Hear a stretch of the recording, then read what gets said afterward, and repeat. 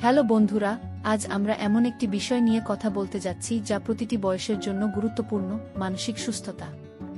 আজকের দ্রুতগতির জীবন, ডিজিটাল স্ক্রিনের ক্রমাগত সংস্পর্শে থাকা এবং একাকিত্বের ক্রমবর্ধমান অনুভূতি আমাদের মনকে ক্লান্ত করে তুলেছে।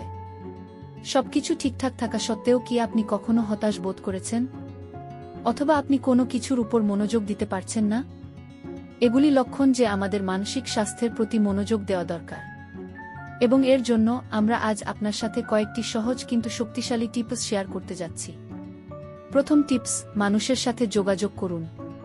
পরিবার, বন্ধুবান্ধব বা সহকর্মীদের সাথে খোলামেলা কথা বলা আপনার মনকে হালকা করতে সাহায্য করে। ইতিবাচক কিছু ভাগ করে নেওয়া বা মনোযোগ সহকারে কারো কথা শোনা মানসিক সুস্থতা বৃদ্ধি করে।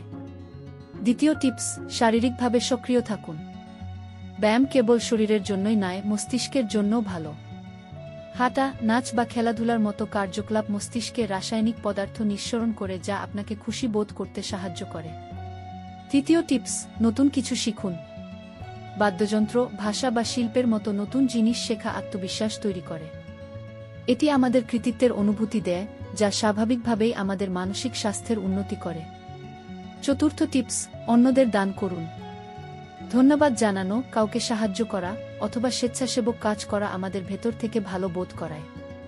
যখন আমরা অন্যদের জন্য সুখ নিয়ে আসি, তখন আমাদের নিজের মন ইতিবাচকতায় ভরে ওঠে।